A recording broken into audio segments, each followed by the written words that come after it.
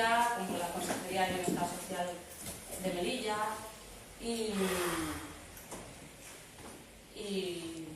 se me ha ido la cabeza. Un apuntador. Bueno, entonces Julio llega ahí, en ese momento, cuando nosotros estamos conociendo esa situación, era flipante por la situación geográfica que tiene Melilla.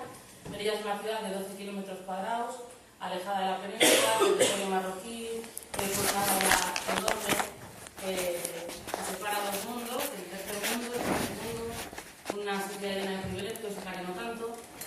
Y entonces, lo que decía, hay un montón de niños que están viviendo en situación de calle. Nosotras no empezamos ni a trabajar con ellos, ni a simplemente de una manera humana y desde el sentido común, nos acercamos a ellos y vemos cómo son perseguidos día tras día y cómo sufren un montón de tipos de violencia. Desde la más institucional, por parte del Centro de Menores que les maltrataban, los educadores del Centro de Menores, la institución también como la Consejería de Bienestar Social, porque aparte de ser menores, ellos tienen que luchar con que no son de aquí, con que no tienen un permiso de residencia, y eso se complica muchísimo más. Están en el limbo porque ellos, aunque llegan menores, son tratados en todo momento como extranjeros. En algunos momentos hasta lo deportan, porque todo esto queda oculto. Tenían una violencia policial extrema también. La policía los pega día sí día también, los amenaza, los persigue, día tras día sufren redadas y miedo, ellos escapan y muchas veces termina esto en accidentes y muchas veces en muertes. Y todo esto era una situación muy dura. Luego también los medios de comunicación que los criminaliza. Los niños son llamados menas, que son menores extranjeros no acompañados, en un tema así más a lo legislativo. Para nosotras siempre lo llamamos niños, término que compartimos, yo creo, todos los que estamos en esta mesa, pero ante la sociedad interesa que estos niños sean invisibles y que no sean caracterizados y vistos como tal, sino menores o menas. Y ese término es un término peyorativo que quiere decir criminal y delincuente, violador, ladrón, pobre. Al fin y al cabo, pobre. Y todo eso es más o menos lo que nos une. Julio viene en un primer momento a hacer una visita, ya ve muchas cosas, ya ve muchos de esos tipos de violencia que contábamos, y entonces, bueno, se queda ahí, en esa fase. Julio vuelve a Madrid y entonces ya nos une, y es un poco el hilo conductor, uno de los niños, que él en el libro lo llama Neville, que yo lo llamo un día y le digo, oye Julio, necesito que me eches una mano. Un niño ha llegado, porque los niños no lo he contado, pero hacen risky.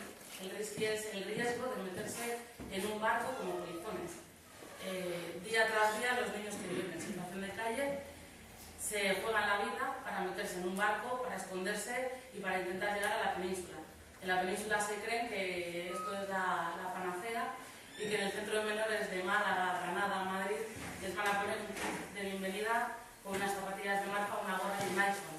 Y esto no es así, se encuentran otra vez en el sistema de protección. Entonces, Julio me dice que sin problema, porque este niño se hizo mayor de edad por el camino. Lo pillaron en Granada, que le tenían que devolver a Marruecos porque ya se le aplicaba la ley de extranjería. Y yo lo llamo corriendo a Julio, le pido ayuda y le digo que, bueno, que este niño lo metemos en el autobús, llega a Madrid, Julio recibe 3 días hasta que el niño descanse y luego la intención era Francia. Lo que pasa es que coincide con el atentado en Francia. Los contactos que tenía están literalmente cagados porque están sufriendo distintos tipos de violencia racista y islamofóbicos. Y entonces, Julio, con todo su sentido humano, le dice que dónde queréis, si se quiere ir a un piso, o si se quiere subir a Francia, o si se quiere quedar en su casa. Y entonces este niño, Neville, dice que se quiere quedar en su casa. Entonces Julio lo acompaña durante 9 meses. Esto va a ser un poco el hilo conductor del libro, porque a Neville le van pasando cosas, unas más graciosas, otras menos, todas a analizar desde un punto de vista que tiene Julio siempre así tan reflexivo y tan bonito. Todo desde la institución, desde la institución, desde la violencia, esos tipos de violencia que nosotros habíamos analizado en ella, se vuelven a repetir en Madrid, y también Marina es testigo de ello. Y entonces, bueno, hasta que en Madrid se dan cuenta de que en el parque de Hortaleza, en el barrio Julio, viven niños en la calle. Y entonces se repite totalmente el mismo patrón. Y tampoco voy a desviar más el libro porque al final os lo cuento todo. Entonces, vas a hablar tú, ¿no? Bueno, pues lo que...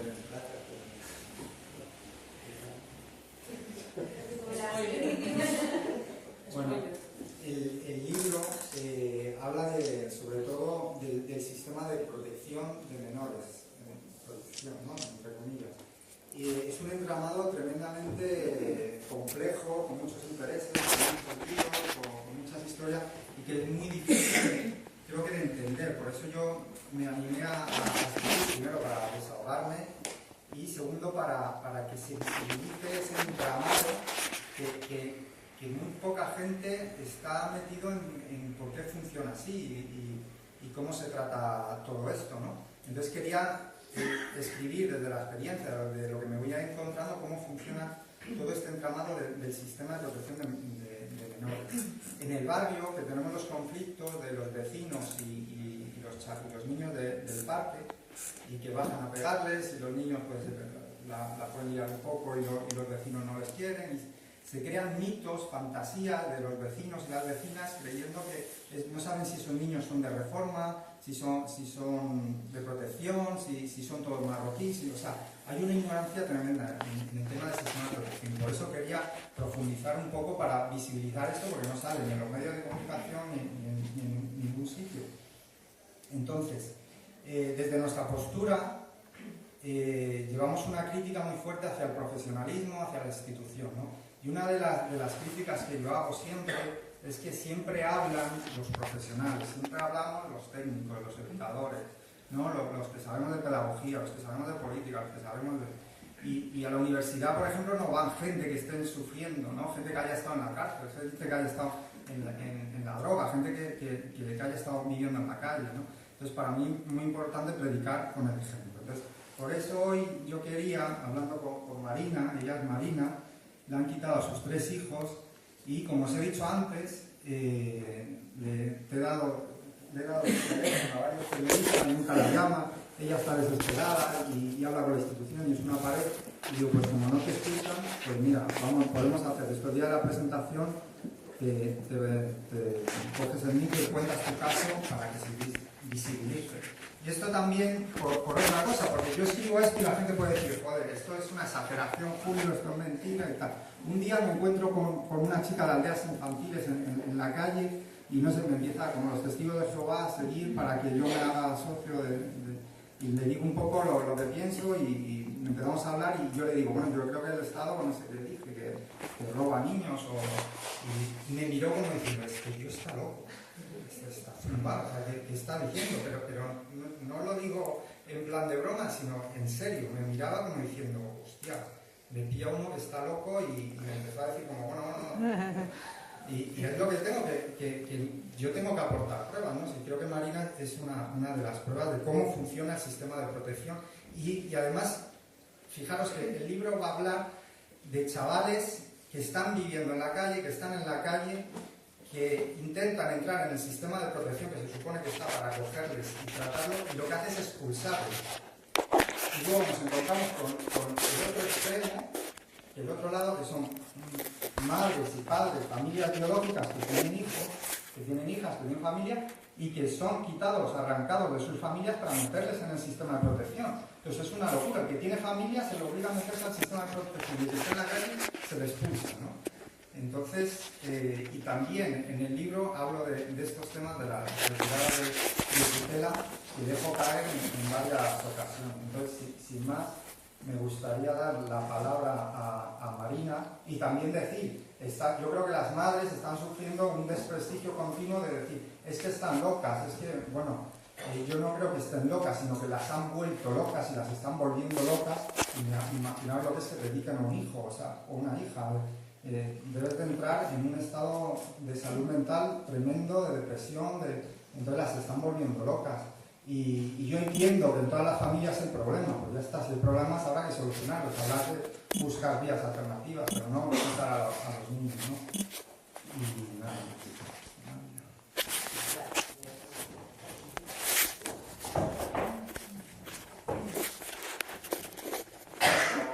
tardes, no sé si esto es un disculpad. Buenas tardes a todos y todas las que estáis, personas que estáis aquí.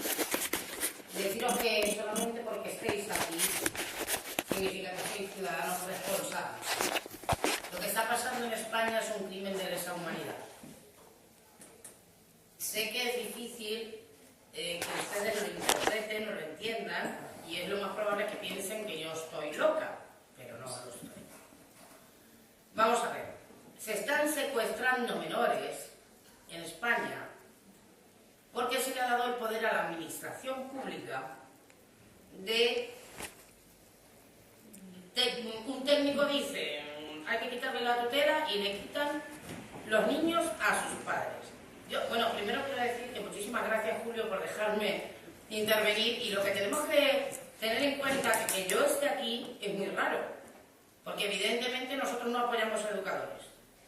Sin embargo, este señor, pues es un señor que le ha echado narices, que cuidado, porque ni abogados, los abogados, y eso lo sabemos, ellos mismos dicen, yo no me juego la carrera. Nadie quiere ir en contra de la administración. Aquí hay un negocio muy grande con los niños. 4.000 euros por niño al mes cuando los tutelan. En mi caso son 3, multipliquen. Al mes, no al año, Más por declararlos en desamparo, 68.000 nada más, luego 78.000, bueno, y luego los inhabilitan y cobran 9.500 euros. Lo que pasa es que yo me pongo nervioso hablando en público, perdón. Pero lo que quiero decir es que necesitamos más gente como Julio, por eso he venido. Julio es consciente, él estaba hablando de niños que es verdad que son extranjeros, que han estado en situación de desamparo. Digo, que los dejan tirados. Yo no sé si sabéis que los dejaron tirados a chavales en la calle. Bueno, dentro de los centros de menores, yo no sé quién conoce el caso Val España, pero el que no lo conozca, por favor, que lo averigüe. Eso sigue sucediendo. Claro que sí. Sigue sucediendo.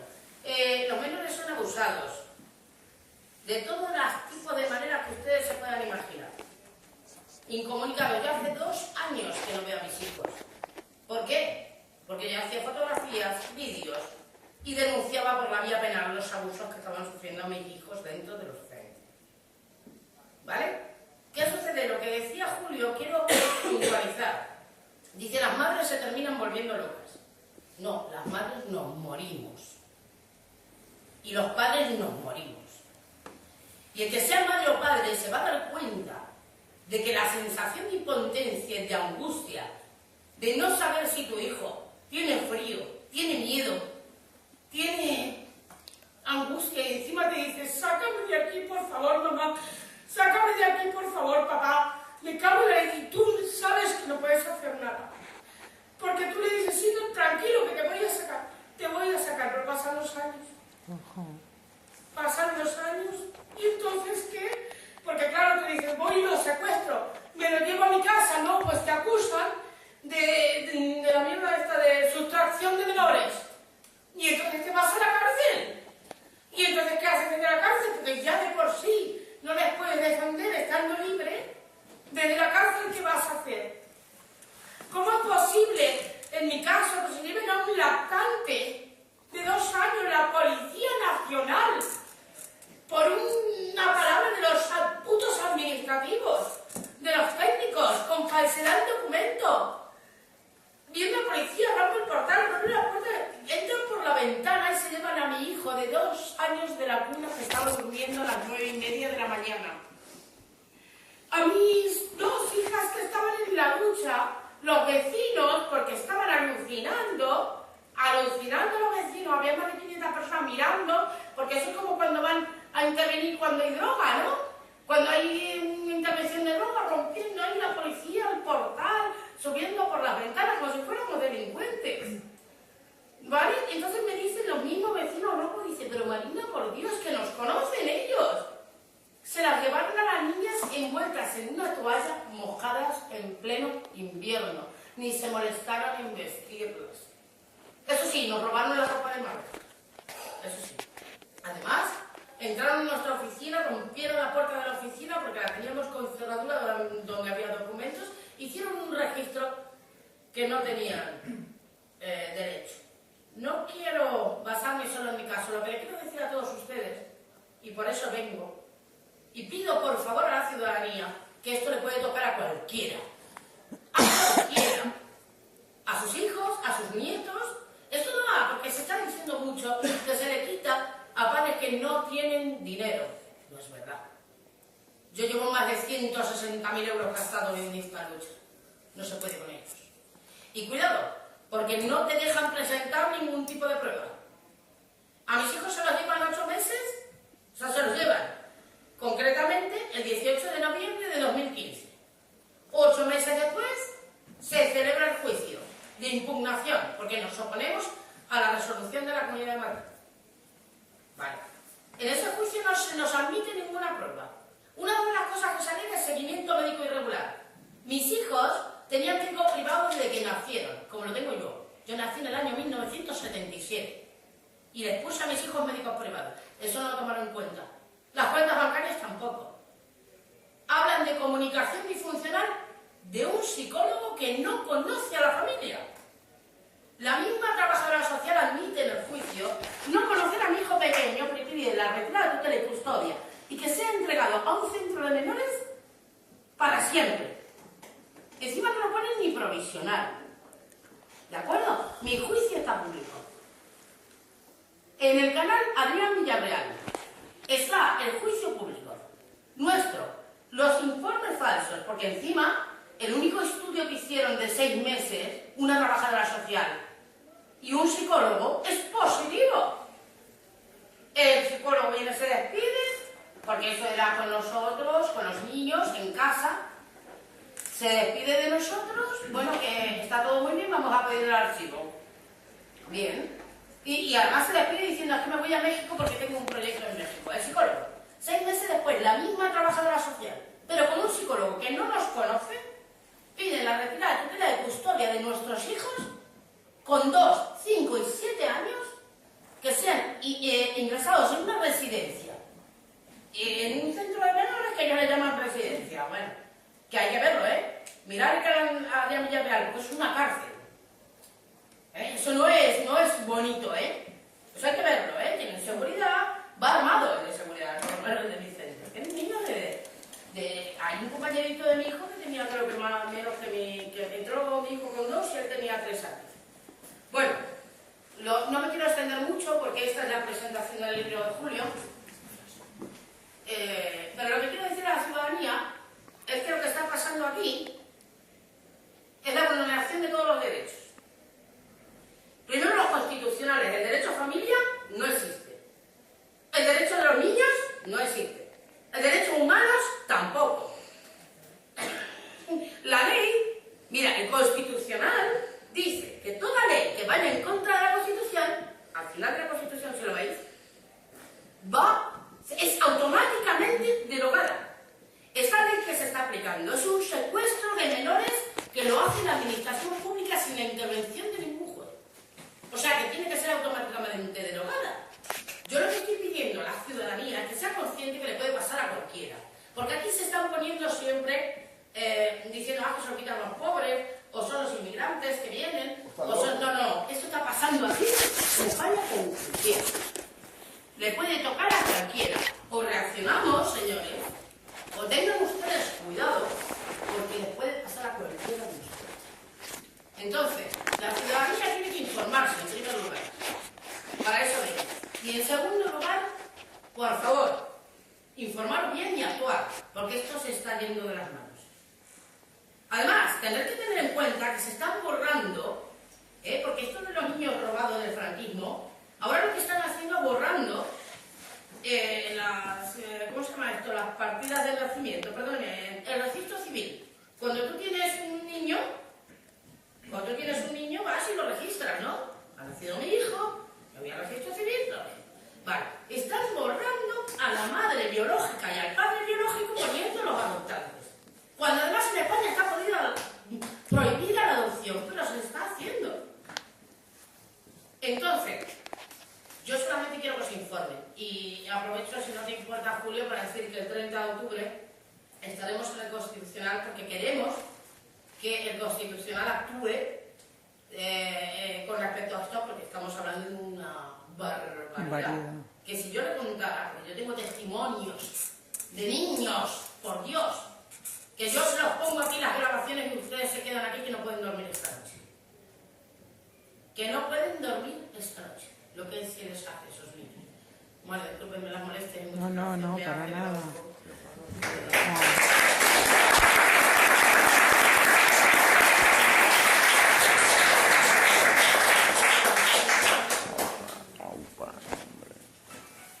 Bueno, eso es lo que quería hacer yo con mi presentación. Que pudiese hablar. Gracias, Dios, de verdad. Y yo creo Siento que me he pasado. bien. ¿Hay algún periodista? Aquí los más medias no los quieren. Yo tampoco a ellos, ¿para qué? Yo creo que lo que podemos hacer es preguntar o abrimos un debate y si tenéis dudas de cualquier cosa, pues hablamos.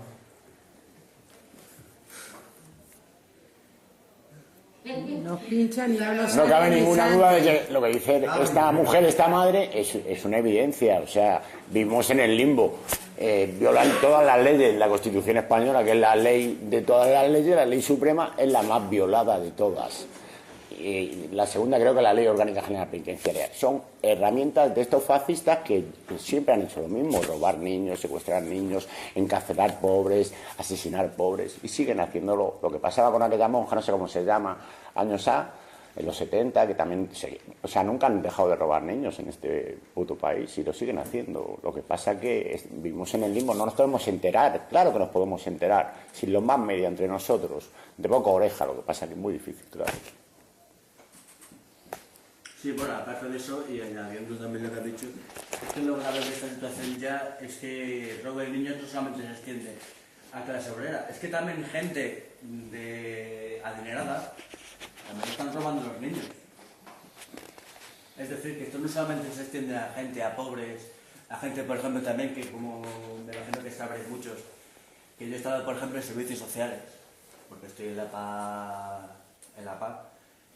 servicios sociales en los que se amenazan a madres con quitarle los niños, aparte de quitarle la casa, y que si no se mete, por ejemplo, en una casa maternal, que luego también otra cosa que es grave, por ejemplo, lo de las casas maternales, las que sí tienen un tiempo al niño, pero también es la excusa ideal para luego coger al niño, quitársele, y luego, pues, peor todavía si eres inmigrante, si, por ejemplo, te puedo hablar de casos, por ejemplo, de gente magrebí, a la cual también pues les han intentado quitar los niños y después de un tercer, cuarto y quinto intento al final se los acaban quitando.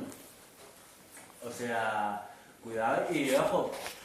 Y qué es lo que pasa también, que es lo que he visto mucho también, porque yo también he acompañado a Deán, a Marina y también a más madres. Yo no soy padre ni nada, pero bueno, he sido testigo también.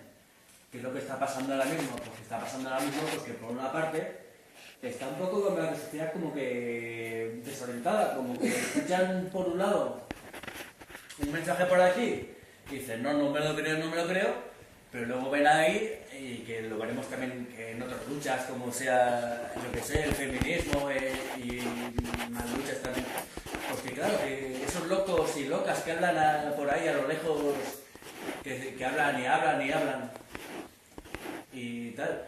Pero sin embargo, no se escucha, pero no se escucha porque también esta sociedad está acostumbrada a no escuchar y a tirar hacia uno mismo o hacia una misma, de no mirar a la persona que está enfrente. Sí, solamente eso.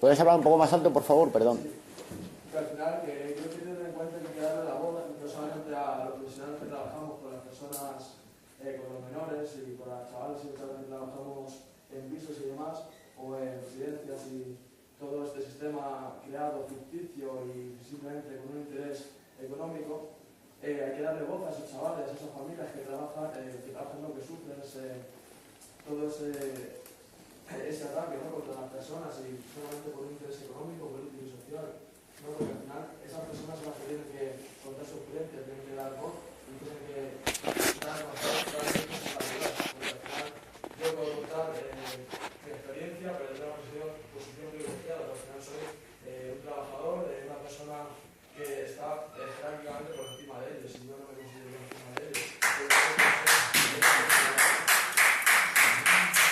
Por fin, me encuentro educadores lógicos.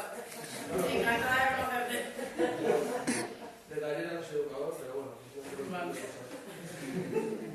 el trabajo, pero bueno, el caso que me voy a trabajar con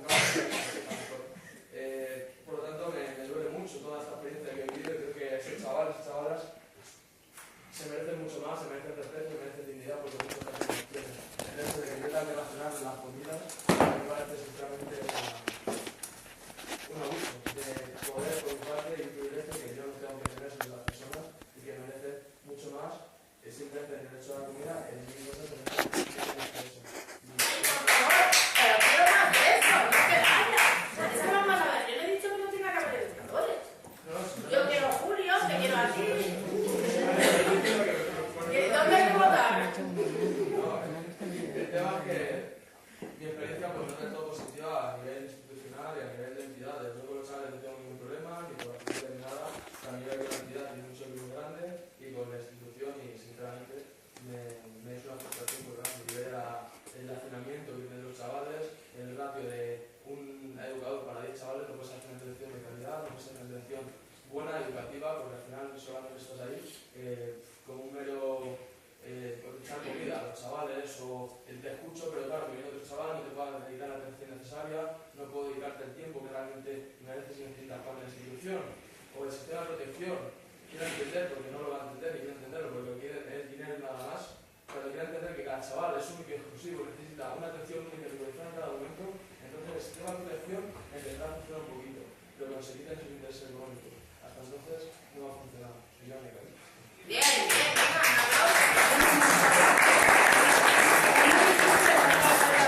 también lo digo. Gracias. Pues también. Yo quisiera tu opinión sobre esto. ¿Tú crees que se puede dejar huérfanos a unos niños teniendo padres vivos?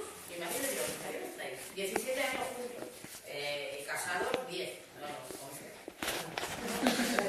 Vale, es que de novios estuvimos un tiempo, luego nos casamos. Huérfanos, teniendo padres, los niños manteniendo desde el principio que quieren volver con nosotros, no entienden nada los niños, claro, salieron siendo felices, una maravillosa familia, y encima todavía no sabemos por qué nos los quitan, por eso quiero que veáis, y me gustaría que lo vieras tú concretamente, para ver si tú ahora podrías explicarme por qué le quitan a los niños, porque llevo 3 años y no lo entiendo. Claro, yo eso no te puedo contestar porque yo soy el último eslabón. Además, Sí. soy la última mierda, entre comillas, pero además soy integrado social y ahora tengo un grado universitario aún soy menos. Soy un auxiliar técnico educativo, ¿no? Yo, ¿qué es el caso? Yo a mí me dicen, léete informes si te enteras de la trayectoria de este chaval. Y yo lo que les digo, no me leer un informe, porque a mí un informe no me dice la realidad de este chaval. Y incluso yo quiero conocer al chaval, a la chavala. Y entonces a partir de ahí, yo me creo una imagen mental y yo empiezo a trabajar con esa persona. Pero con un informe, a mí un informe no es para desprestigiar a mis compañeras y compañeros trabajadores sociales. No lo quiero desprestigiar. Pero a mí un informe no me dice nada de la realidad anterior a la realidad del piso. Porque yo intervengo en un piso, yo intervengo en una realidad en concreto. Y la realidad que tiene atrás, pues evidentemente es muy diferente. Y me puede decir que este chaval es tal, este chaval es pascual. No, yo voy a conocerle. Y una vez que le conozca, entonces voy a empezar a intervenir. El por qué te lo quitan, el por qué lo comproban, el por qué, eso no te lo puedo decir. No, pero lo que pasa es que tú trabajas con niños más grandes, me parece. Yo trabajo de 13 a 17. Vale, que los míos son de 12 y 17. Claro, pero es decir que al final también se cometen esos abusos y se cometen todo ese tipo de...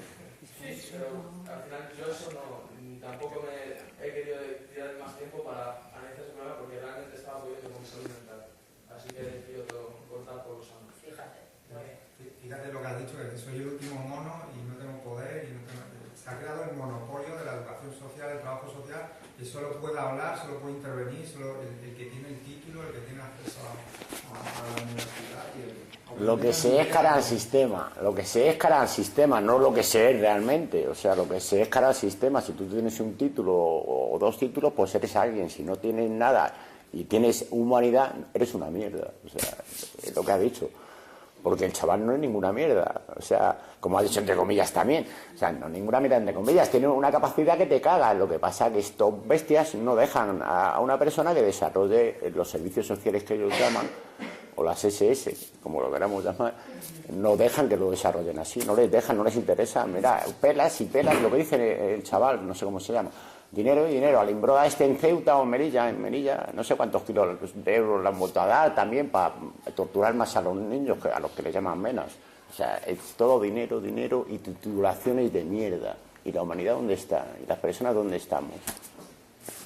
Yo respecto al dinero, que yo creo que es el tema central de todo esto, sí que quería puntualizar una cosa, y es que sí que es verdad que, bueno, que los servicios sociales no solo retiran niños a las familias pobres, pero la gran mayoría sí que lo son. ¿Por qué? Porque los niños de por sí son vulnerables, son niños, hay que protegerles entre todos. Pero si son niños extranjeros, son más vulnerables. Y si son niños extranjeros y además son pobres, pues son más vulnerables. Entonces, el círculo vicioso en el que entran, pues todavía es más. Y es más difícil de salir.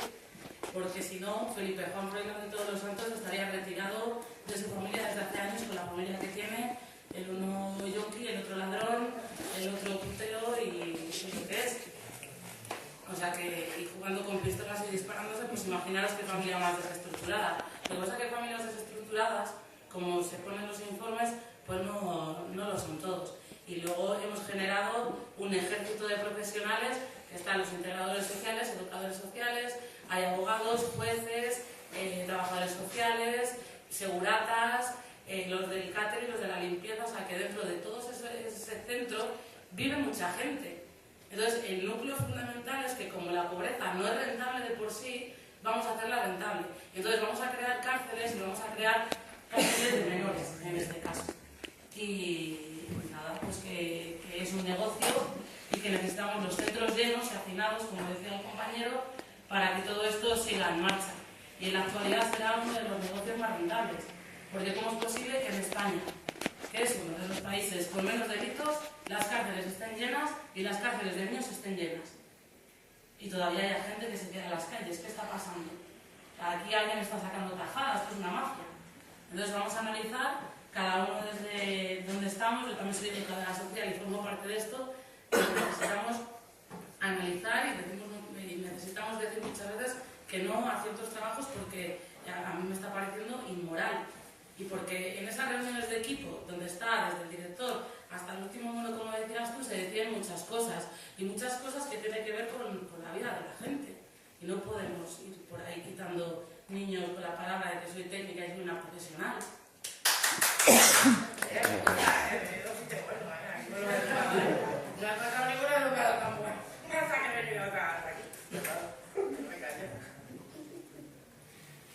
Quisiera decir una cosa. Bueno, en principio soy el marido de Marina. El problema que estamos viendo mi mujer en este momento y yo es la desaparición de nuestros hijos. Están tutelados, hay jueces, hay un enorme aparataje institucional que a nosotros que somos los padres, incluso con patria potestad, se nos ha negado absolutamente todo tipo de información en todo momento. Desde el momento número 1 que se llevaron a los niños. Y antes también fuimos a un juicio con un expediente oculto. Es decir, ¿cómo me voy a defender yo con un expediente oculto? Aparte de defender de quién, qué delito he cometido. Porque en el juicio no sale. Yo, en el canal que tengo yo, tengo publicado el juicio. Y un análisis también. Y el cachondeo es que todo el mundo que ve eso dice, pero ¿por qué te han quitado a los niños? Pues no lo sé yo, ¿por qué me han quitado a los niños? Es decir, se hacen informes falsos, se dicen mentiras, y con eso se le quitamos los hijos a cualquiera, ¿no? Porque si me pongo a mentir a cualquiera, a cualquier persona. Por tanto, ¿dónde están mis hijos ahora? Que digamos que es el crimen de lesa humanidad con todos los niños tutelados. y los padres están ahí sufriendo, las madres se mueren. Mi mujer tiene muchísimo contacto con las madres, les llaman las madres, se está muriendo una, mi mujer está cargando toda esa negatividad también, yo también, pero bueno, menos, ella está más en contacto con las madres y ella tiene el problema que tiene sus hijos secuestrados, desaparecidos, maltratados, que los niños no crecen, pero que ya ni sabemos dónde están, si están a dónde, si tienen todos los órganos puestos, que ya se le vendieron al niño, no sabemos, igual le han vendido los órganos ya. Cuidado, que ya nos dijeron unos educadores, en Isabel de Eugenia, digo nombres, nos dijo una educadora, ¿está? Que es que si le quitamos los órganos o lo operamos a tus hijos, no te vamos a decir nada tampoco. Y yo me quedé así de blanco, de piedra, imagínate la tortura, que te quitan así de golpe a tus hijos y te vienen a contar esta historieta que no te esperaba. Es un campo, un centro de tortura. Aniquilan a los padres, están aniquilados, mi mujer y yo estamos reventados. Te roban del banco dinero, eso también hay que decirlo. Es decir, el Estado roba dinero al ciudadano, ¿no? Vale. Ya sabemos que a todo el mundo roba dinero, ¿no? Pero ya directamente lo están haciendo. Pero bueno, así es. Cuando entramos con el tema de los niños, yo no sé. Es otro planeta, parece que uno sale de la Matrix, llamémosle Matrix, se suele decir mucho Matrix, nos encontramos con el mundo real, cuidado. Participan los colegios, hacen informes, aparte iglesias que le obligan, le instan a los colegios a hablar, pero aparte que los colegios mienten también, que están mintiendo, uno dice, pero ¿por qué va a mentir un colegio? No sé, le pasará bajo manga dinero. Pero el colegio participa, los centros médicos mienten, hacen informes, se reúnen, porque las reuniones, según la trabajadora social del CAI en un juicio, reconoce que se reúnen como fuese un grupo de amiguetes y se ponen a cotillar. Y de esa manera sacan a los niños, así cotillando, no, y a mí, esto, que lo otro. Es decir, no quieren decir ni quiénes participan. Y hasta la fecha no sabemos quiénes son los que deciden secuestrar a nuestros hijos. No sabemos. Hasta la fecha no sabemos qué comisiones se reúnen ni quiénes son. Claro. Imagino que ustedes como educadores seguramente sí lo saben, o se reúnen en... Sí, ellos sí. Es una comisión anónima, ¿no? No tienen nombre ni apellido ni nada. No, nada, no sé. La mafia pura. Es una mafia. Claro. Es increíble. Que cuando entran ahí... Con la seguridad social a sabiendas de que los niños tenían médicos privados. Por tanto, no tiene ningún sentido reunirse con un pediatra, que ellos mismos saben a quién lo estamos llevando, porque tienen nada más el médico privado donde se está llevando al niño, para luego argumentar de que hay seguimiento médico irregular. Vamos a ver, que tendrás que reunir con el pediatra privado, no es que no lo llevo. Pero yo creo que en nuestro caso no hablemos tanto de esta. No, es que el caso nuestro que no terminó mal,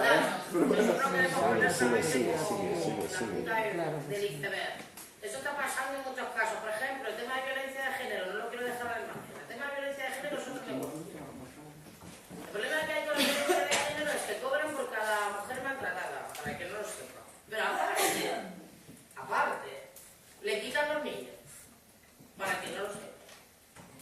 El tema de... ¿Cómo lo explico? Aquí hay un negocio muy bien montado. Los educadores, hay educadores buenos que se han dedicado... Yo el primero que conocí, que no es Julio, es otra persona, pero bueno, el pobrecillo pues me dijo un poco lo que usted. Yo renuncié porque yo no aguanto.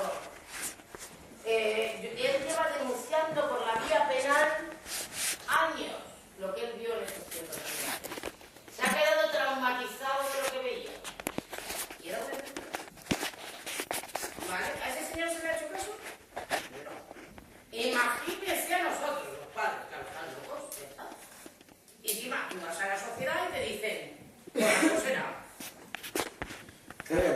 Quisiera puntualizar una cosa. Hay que tomar en cuenta, al menos es que podemos hablar mejor de nuestro caso, aparte no implicamos a otros, y lo podemos decir directamente. La implicación en cuanto a montajes por parte de la policía, montajes, como para poder provocar la Eso retirada de no dijo el menores. educador. ¿Cómo? Dilo, eso no dijo el educador. Cuando él leyó, ese educador que digo que renunció a su puesto y lleva años denunciando por la vía penal, él leyó nuestro expediente. Cuando lo leyó, dijo, no tiene nada en contra vuestro. Cuidado que van a intentar criminalizaros. Sí, ya lo vienen haciendo. Yo detenido de modo ilegal. Tengo una lesión para toda la vida del brazo izquierdo. Porque me apretaron de tal manera con las esposas que me han hecho una lesión para toda la vida. Hasta ahí están las pruebas. Es que encima está grabado la tortura mía.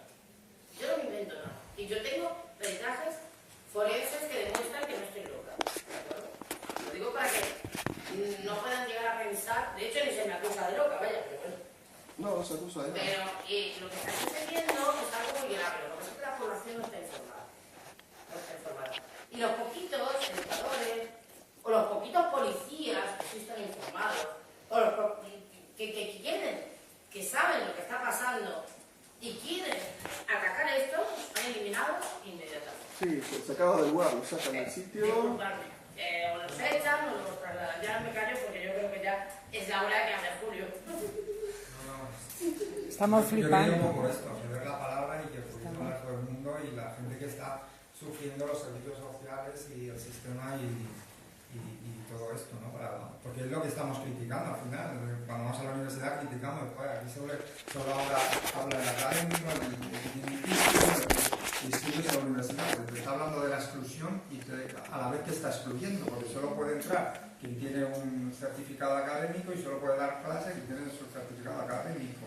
Se han creado entre ellos esa exclusión, ¿no? Eso es exclusivo para ellos y están hablando de la exclusión. Por eso yo creo que es muy importante romper esto y que venga gente a hablar y a contar sus historias, nos guste o no nos guste, nos incomoda o no nos incomoda, les creamos o no les creamos, pero hay que escuchar, porque si no tenemos esta capacidad, entonces no todo el tema de...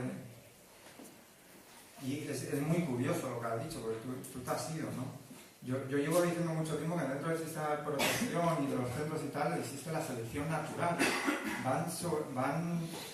Van sobreviviendo los más incapaces. Y los más majos, los que tienen más buen rollo, los que tal, son los que no aguantan más y se tienen que ir, ¿no? Porque sobrevivir ahí dentro es... Bueno, a mí me ha gustado esta presentación. Siempre voy a echar, estoy hablando yo todo el día. Yo voy a decir una cosa que igual os parece políticamente incorrecta, pero ya para marcharme y despedirme. Yo hay una cosa que digo siempre, y es que lo tengo comprobado porque conozco muchos estudiantes y lamentablemente, si realmente funcionara el sistema de protección y realmente funcionaran los centros de menores, la frase que voy a decir no sería la realidad, pero yo siempre he dicho que de los centros de menores salen delincuentes, prostitutas y... espérate que se me ha ido la voz. Y drogadictos. Delincuentes, prostitutas y drogadictos. Pero quiero decir el porqué. En primer lugar, porque tenemos que tener en cuenta que un niño necesita cariño. ¿Quién no sabe eso? Hay estudios que lo dicen. Hay también estudios que dicen que los niños dentro de los centros no crecen porque la hormona del crecimiento también se estimula con el cariño. No podemos pretender que por más educadores que hayan y por más buenos que sean o técnicos que sean, eso va cambiando. Tiene que haber turnos, ¿no? El de la mañana, el de la tarde, el de la noche. El niño no está teniendo una referencia, pero aparte ese educador o ese técnico no puede dedicarle todo el tiempo que yo le dedico a mis hijos, que estoy las 24 horas con él. O sea, él hace un turno de trabajo. Es decir, el daño está haciendo a los niños. Yo no digo que tengan que... Yo creo que aquí el problema es que muchos educadores tienen miedo a perder su trabajo. Y técnicos. Yo creo que no, que sirve, pero la función es otra. Es decir, si hay una familia realmente con problemas, que no es mi caso, vale, a mí me los han secuestrado y está en la vía penal, pero podría haber que alguna familia tuviera algún tipo de dificultad. Para eso también los técnicos, los educadores, para apoyar a esa familia, porque lo único que hacen es solucionar. Si hay un problema, y yo lo he comprobado, supongamos que una madre tiene un problema de drogas, por decir algo, cuando le quitan a los niños, tú no has solucionado el problema, es que lo multiplicas por 5. Además, esa señora puede llegar incluso a suicidarse, es una locura, porque No es natural. Tú no le puedes quitar a una madre que ha parido a su hijo, que lo ha tenido 9 meses en su tripa, y tú coges, vienes un día y dices, ay, que tienes droga, me lo llevo. Pero no por nada, porque ya no es por la madre, que las madres nos morimos, pero a mí ya me da igual, porque bueno, el problema es los niños. El daño que se le hace a esos niños es irreparable. Y esos niños están traumatizados, porque todos los traumas que tenemos, todos los que estamos aquí, según los psicólogos, los tenemos de cuando somos pequeños. Desde la infancia, claro. De la infancia. Y la infancia es lo que más Imagínense tarda, entonces mi hijo con 2 años, lactante, que pita. quería matarlo. Lo cogen unos policías, se lo llevan y no solo lo separan de sus papás, pero se acuesta, se duerme en su comita. En vez de tener el pecho de su madre al día siguiente, a las 9:30 de la mañana, lo despierta el policía nacional, se lo lleva y además le separa de sus padres y lo separa de sus hermanas. Y encima a mí me justifica Isabel Clara Eugenia que han tenido que drogar a mi hijo de 2 años, drogar, porque resulta que no paraba de llorar. Claro, no va a llorar el niño. ¡Qué barbaridad! Y encima lo drogan. Y me lo reconocen. Entonces, vamos a ver, ¿pero qué clase de protección a un menor es esa? ¿Qué clase de protección a un menor es esa? Y a mis 2 hijas de la ducha. A mi marido y a mí obligándonos a sentarnos en la sala de juego de nuestros hijos. Ah, por cierto, porque mi casa también está pública. En el canal Adrián Villarreal. ¿Vale? Una de las cosas que dice, luego ya después de que se lo llevaron, después de 1 año, dicen que es que yo el cambiador de Rodrigo, donde yo cambiaba a mi hijo, que es un mueble, que tiene su cajoncito, que luego eso lo abre, que es una bañera, que no sé lo que tengan hijos lo sabrán. Y luego el cambiador para los pañales, porque estaba muy viejo. Ah, y que además tenía un clavo para los pañales. Y no es un clavo, es una alcayata. Pero que está arriba, está el cambiador y es una alcayata donde cuelgo los pañales. Bueno, pues ya está. Ese es motivo de que mi casa no es mía. Pero bien, sala de juegos, sala de estudio, mis hijos. Vestidor, su habitación. Una casa de más de 100 y pico metros cuadrados con su terraza. Por eso digo que aquí el problema está en el negocio que se ha montado. O, en nuestro caso, como denuncies a un político por prevaricación, no lo hagáis. Toma castaña, ahí está. Vais por motivos políticos. a ser acosados por las instituciones. O sea, la cosa nuestra en estado puro. La cosa no está. La cosa nuestra, vamos. Los juzgados.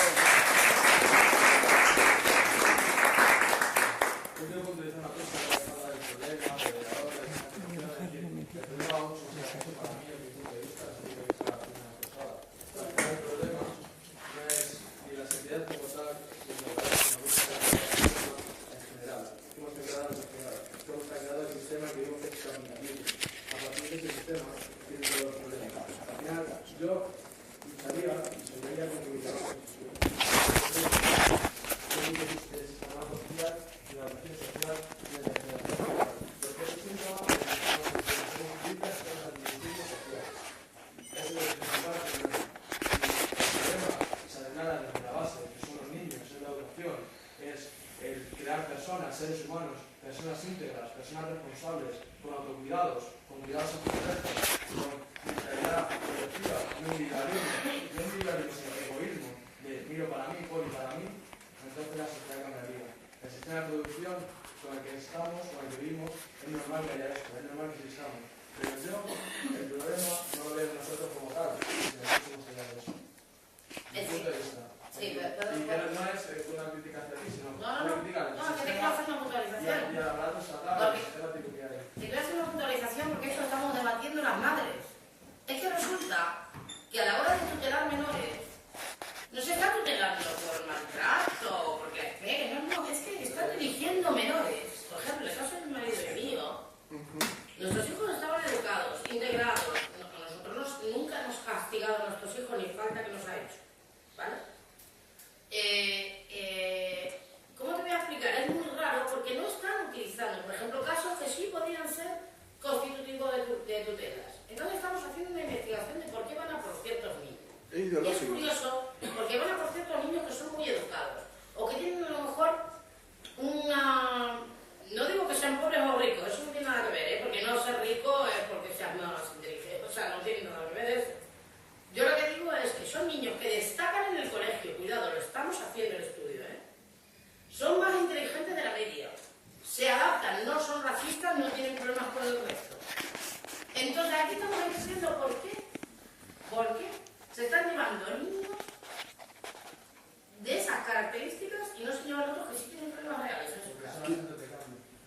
quisiera... Pueden facilitar los cambios a los chavales. Pueden predicarle un ejemplo y entonces es un peligro. Pues mire, ¿ves? Pues quisiera... Sí, perdón. Sí, podría ser. Y como son un agente de cambio para el resto de los chavales, como podemos ser algunas personas que consideramos así, yo no me considero salvador de nadie, no voy a salvar a nadie, de nada ni de nadie. Yo soy una pieza más del sistema y facilitaré, dotaré de herramientas, pero no voy a salvar nada a nadie, ni a esos chavales, ni a nadie, solo a mí mismo. Solo puedo cambiarme a mí. Yo solamente puedo acompañar en el proceso de cambio. Y esos chavales, con esas características que tú bien dices, con una perspectiva de género, con una perspectiva racial, con una perspectiva social, entonces dan miedo, porque pueden cambiar la sociedad, pueden crear mentes críticas, que era mi principal trabajo, fomentar a los chavales una mentalidad crítica, entonces es todo, entonces van a aquí, no es lo que quiero. Totalmente de acuerdo, eso quedaría solo quedaría en palabras, si no fuese por la implicación de los colegios dentro de la retirada, no en un caso. Por ejemplo, mi hija recibía bullying y nosotros fuimos a proteger a nuestra hija y la directora le agarró miedo y llamó al CAI 3 de Usera, digo nombre porque me quiero meter piso, también es igual, al CAI 3 de Usera llamó, y esto lo ha dicho la trabajadora social, que no me lo invento yo, nos lo ha dicho nosotros, está grabadito, acá tenemos todo grabado. Le dijo, ¿qué era que le había dicho Marina? No, yo lo cuento, vamos a ver. Es textual, le diré. La directora del colegio, yo es que no quiero...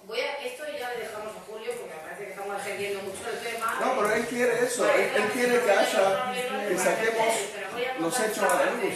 Sí, espérate, claro. Sí, no. Puntualito. Sí, ya para que comería, a ver, ¿qué Es la presentación del libro de la hoja que van a... Son los protagonistas. encima de sorpresas. Son los protagonistas. Desgraciadamente. Teníamos que haber dejado a mi marido fuera. Bueno. La persona que puntualito. Mi hija sufre bullying con 4 años en la República de Venezuela. En el Colegio de la República de Venezuela, en el Distrito de Ciudad. Entonces nosotros la llevamos a un psicólogo. Bueno, nosotros detectamos el bullying, pues, porque había una serie de características, ¿no? Que estaba haciendo ese pino, quería ir, había que llevar la rastra. No sé, pues ella no nos decía nada. Hasta que un momento dado, un padre del colegio le pide a Adrián perdón porque su hijo le estaba pegando a nuestra hija y allí nos enteramos de que estaban pegando muchos niños en el recreo. Mientras tanto, las profesoras estaban donde no tenían que estar. Tenían que estar Sí, el recreo estaba vacío, no había ningún mayor. Se llevan a Sí. la niña se lleva al psicólogo muy profesional, por cierto, un forense que lo primero que hace yo estaba cabreada, porque es que no veas tú lo que cobraba ese señor. Y entonces empezó, porque nosotros le hacíamos grabar las sesiones, ¿no? A la cámara. Y ese señor empezó a ver si éramos nosotros los que estuviéramos maltratando. Luego dije, pues es verdad, si es que mejor empezar por ahí, porque podría ser que viniera por parte nuestra, ¿no? Fíjate que ahí el señor es un profesional. Lo primero que intentó investigar si venía por parte nuestra el maltrato. Bueno, ahí verificó que no y ahí detecta que sí había bullying. Vale. La cuestión es que lo hago cortito. Tengo una grabación, y esto la puede ver quien quiera, que la trabaja. El primer informe que tenemos del CAI de Usera es positivo. El estudio realizado en 6 meses por el psicólogo y la trabajadora social. Positivo. El que hacen 6 meses después es la misma trabajadora social y otro psicólogo que no conoce a la persona. ¿De acuerdo? En ese, antes de hacer ese informe, a mí me llama la trabajadora social que sale de la función, que se llama Tania. Y me dice que va a llamar a la directora del Colegio República de Venezuela a ver qué podía hacer ella, porque nos estábamos quejando de que la niña estaba sufriendo bullying. Y mira, sí. Sí, a poco tiempo... Pedí una residencia de custodia de la menor y la entrada de la residencia. Mira, sí hizo. Encima utiliza a un psicólogo que no conoce, ella misma reconoce no conocer al niño. Bueno, yo lo que quiero decir es que aquí ha habido, y está claro, que si yo llamo, yo soy una directora de un colegio, llamo a un trabajador social que ha intervenido antes y yo le he dicho, está todo bien, la niña viene limpia, la niña viene correctamente al colegio, no sé qué, no sé cuándo. Sin embargo, nosotros estamos protestando por el bullying de alguna manera. de la niña, estamos diciendo al colegio lo que tiene que hacer según las instrucciones del psicólogo, y resulta que de repente, en 6 meses, sin que la niña fuera al colegio prácticamente, porque se la retiró, antes iba muy bien vestida, acudía perfectamente, la niña aseada, no sé qué, no sé cuándo. En 6 meses, que estuvo un mes, o sea, en esos 6 meses que ni estaba, porque encima pilló el verano, ya la niña iba, que olía a tabaco, que iba mal vestida, que no iba todos los días. En 6 meses. ¿Eso qué es? Y tengo la grabación donde le pide el favor, de alguna manera, a la técnico esta. Que por cierto, la despidieron. Lo primero que hizo en el juzgado fue quejarse de que la habían despedido. Siempre suelen hacer eso. Entonces, es una cosa que también quiero averiguar porque parece ser que los que quitan tutelas como son despedidos. Bueno, ya está, ahora Julio, ¿vale? Yo me voy porque si no. No. Que yo no sé, que no me callo. Me voy a poner de público. Muchas gracias. Y gracias a La cantidad de cosas que no hacen Aquí por ver y contar.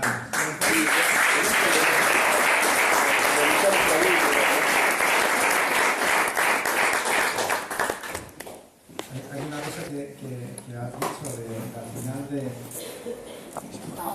del tema de educación social. Pasa, mira. Esta historia y de lo que son los derechos sociales.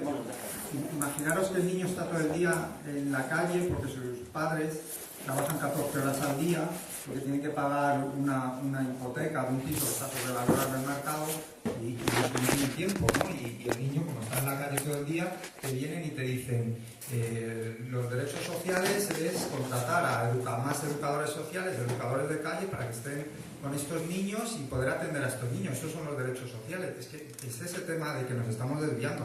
No, los derechos sociales es que la madre y el padre tengan jornadas laborales de 6 horas y tengan el derecho a las viviendas y tengan derecho a los recursos básicos, tengan derecho a estar con tiempo con su hijo. O sea, el derecho del niño es estar con sus padres, no con educadores y educadoras sociales. Entonces, no podemos seguir distrayéndonos, o sea, tenemos que volver a lo que son los derechos sociales, porque ya están en comisiones obreras o todos los sindicatos reclamando todo esto, ¿no? Los nuevos derechos sociales, ¿no? Tenemos que volver a lo básico, a no estar, nosotros no tenemos que estar aquí, pues los niños tienen que estar con su papá, su mamá y su familia.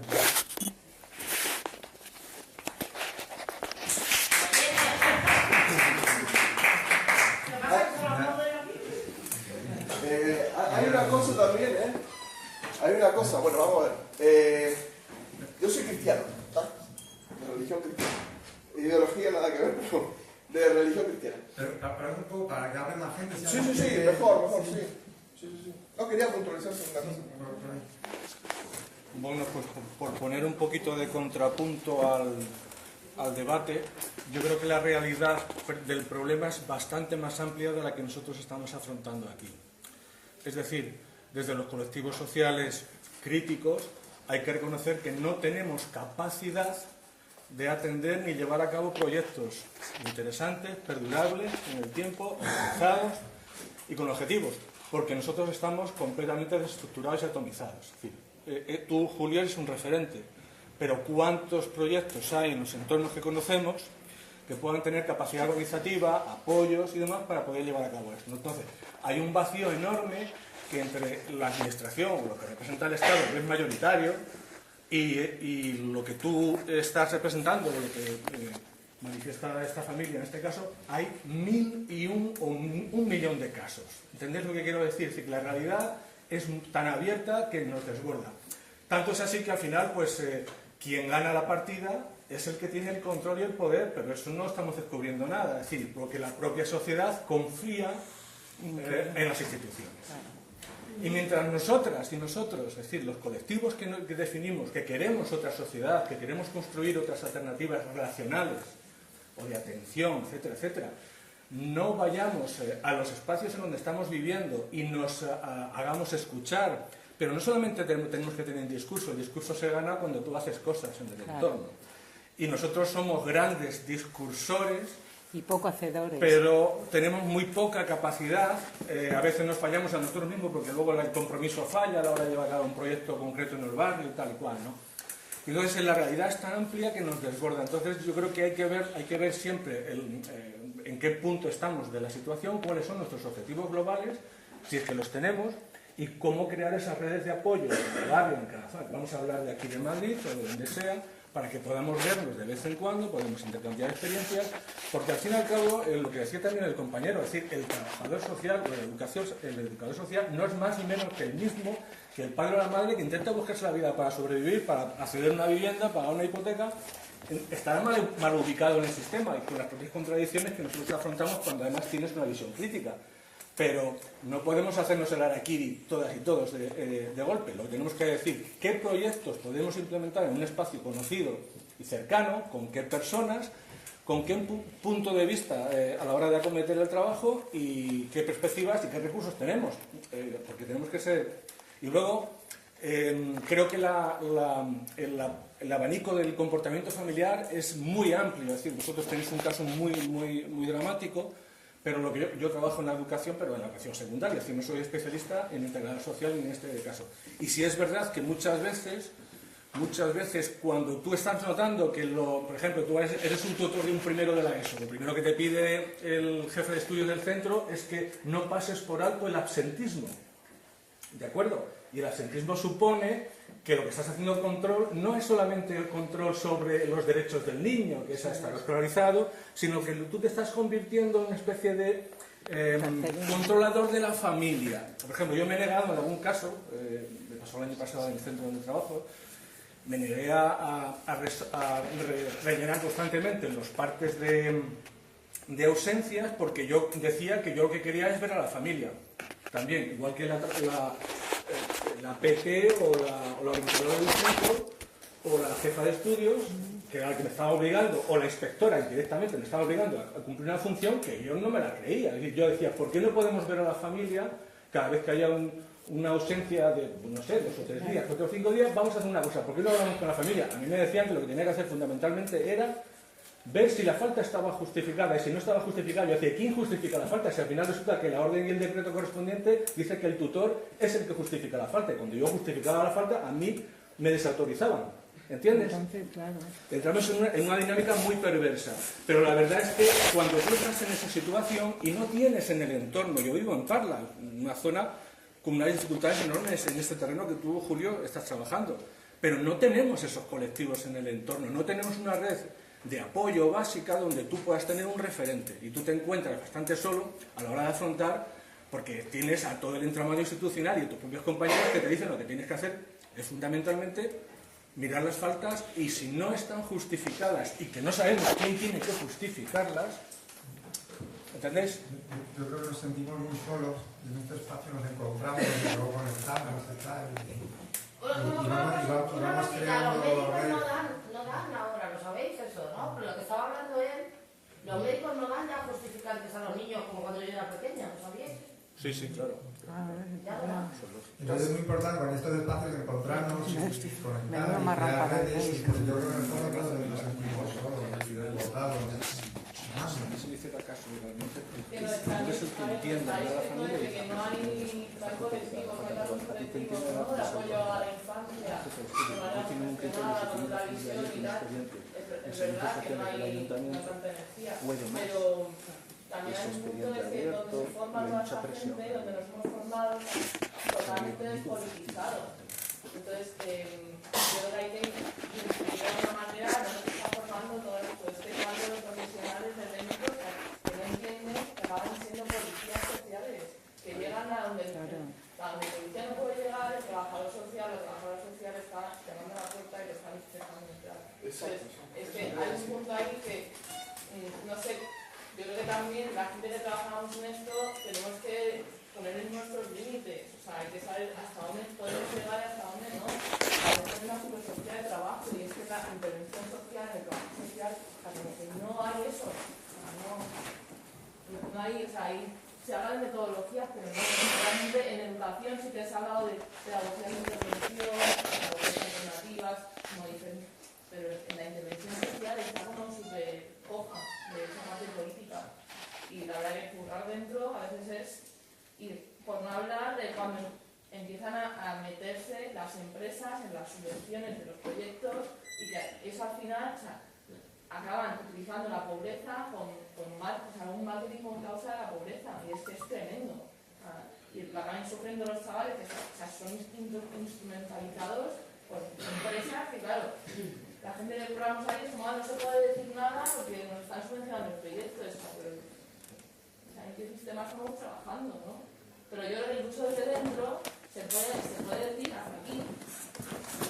Pero yo creo que para eso la universidad sí que se lo monta bastante bien,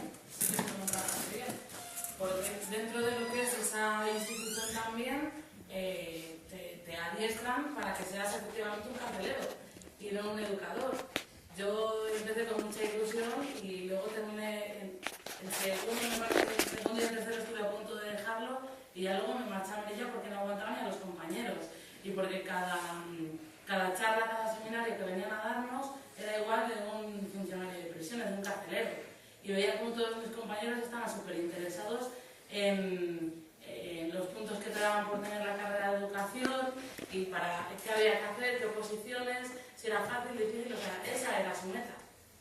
Por no hablar luego de los códigos internos que tiene la educación social, del código deontológico, que te lo ponen ahí como que te lo tienes que enmarcar y no te dice nada más que seas profesional, que te deshagas de tu ser humano, como si tienes dos personalidades, y yo eso en mi trabajo lo noto, Me dicen, no, pero es que esto tienes que ser objetiva, como si me pudiese separar de mi ser humano y estar sola ahí, la profesional, sin sentimientos y sin un vínculo hacia las personas con las que yo trabajo.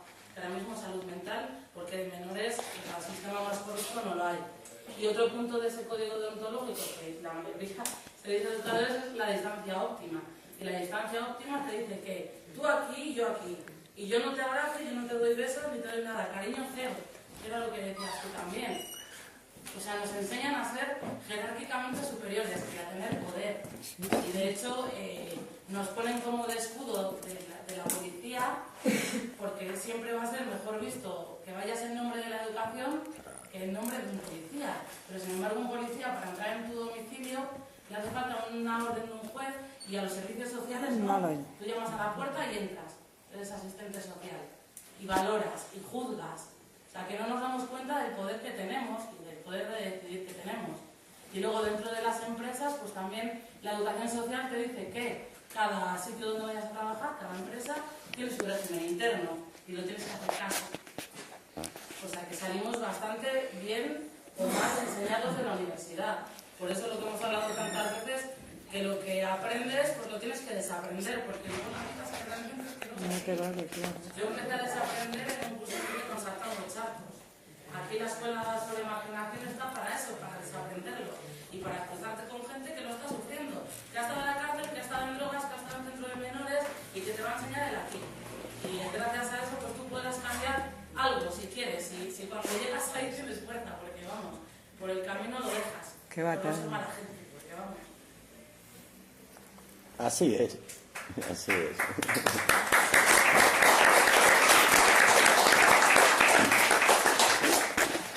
En el proceso este de composición del libro, con Julio intercambiamos como 100 millones de mensajes aproximadamente de esta palabra cámbiala, esta foto por las redes, esta no sé qué tal, una cosa muy iniciante, muy divertida. Y una de ellas, bueno, al final prácticamente decía, cuando no se quiere que soy educador social, grupo de educadores, no quiero que aparezca el educador social, soy una persona de barrio. Y eso que parecía así al principio, que sabes, macho, ya como otra palabra. En cuanto pensabas un poco, decías, es que ahí está una de las claves del libro, que responde también un poco a lo que decía un compañero del fondo. Cuando la iniciativa de Hortaleza empieza a funcionar, él hace un hincapié enorme en el libro, lo dice como 3 o 4 veces, alguna que le hemos quitado, que ya aparecían muchas, que tengo el mejor equipo de educadores. Pero enseguida dice, tengo el mejor equipo de educadores, que son gente de mi barrio, que algunos han estudiado educación social, otros no es relevante, son gente del barrio que están cumpliendo la función de hacer barrio. Y yo creo que detrás de eso, así que como Julio lo cuenta todo así como, venga, qué divertido y tal, hay una reflexión muy profunda y es, para mí hay 2 cosas muy importantes. Primero, cómo hemos asumido que las funciones de la sociedad, de la gente, de ayudarse, de echarse una mano, de ser vecino, de dejarte un poco de sal, de cualquier cosa, sean sustituidas poco a poco por la maquinaria estatal. Cuando dejamos que el Estado entre en todos los lugares, el Estado que es ese frío monstruo del que hablaba Nietzsche, lógicamente va a tratar a las personas como una pieza más, no te conocen. No te conocen, es que no tienen ningún interés en conocerte. Y aunque lo tuvieran, no lo pueden hacer. No se puede trabajar tratando a 1000 personas, conociendo a 1000 personas.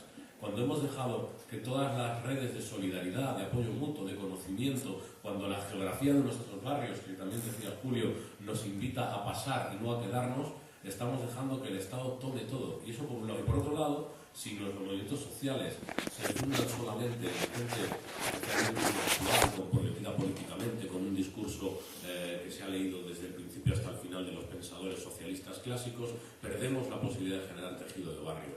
Cuando las madres, pues me acuerdo por ejemplo madres contra la droga, o ahora madres que están luchando contra el secuestro de sus hijos, madres, padres, gente de los barrios que jamás a lo mejor ha tenido por qué leer un libro de teoría social, entra en el combate social, es cuando realmente ganamos cosas. Es cuando realmente podemos pasear por nuestros barrios y tener seguridad sin necesidad de tener policías, porque ya podemos saludar a los vecinos y sabemos que nuestros hijos se pueden mover tranquilamente por un espacio de cuidados. Es cuando no somos gente rara los de los movimientos sociales y luego hay otros que son los de los barrios. Estamos en un barrio, algunos tenemos unas ideas más estudiadas, otros tienen un discurso muy bonito, otros lo tienen más feo, pero la práctica, que es lo que está en el libro todo el rato, es la práctica de la gente, de eso que se llama el pueblo, de la gente. Entonces, volver aquí y ver caras que son gente normal, corriente, mayor, pequeña, joven, etcétera, es lo que realmente construye movimientos sociales. Es verdad que el discurso del compañero está muy bien elaborado, es guay, pero también necesitamos gente que no tenga esas palabras bonitas, que tenga palabras normales y corrientes, pero sí vecinos y vecinas que construyen movimiento. Y yo creo que eso, el libro, que era una idea como parte final, no solamente es un grito de desesperación, de dolor, de injusticia, sino también una vida de esperanza, no de la esperanza de un mundo mejor futuro, sino de la esperanza de poder trabajar aquí ahora y aliviar por lo menos el dolor entre los iguales, de forma horizontal, de forma cooperativa, de forma más o menos natural, decía Marina. Pues es natural que a nuestro vecino y a nuestra vecina le hablemos, y si le quitan los hijos, si le falta mañana pan, si le pasa cualquier cosa, no llamemos a la policía, no llamemos al Estado a que le dé pan. Coño, si yo tengo pan es normal que se lo dé. Y creo que eso es uno de los grandes valores del libro, del trabajo de Julio. Es decir, trabajo con gente de mi barrio, no tengo una escuela de educadores sociales, pero están haciendo eso que se llama educación social, porque están echando una mano a la chavalada, como dice siempre Julio. Yo creo que eso es muy importante y es un canto también hacia siempre salir de los no solamente fustigándonos, sino diciendo hay vías también, hay posibilidades,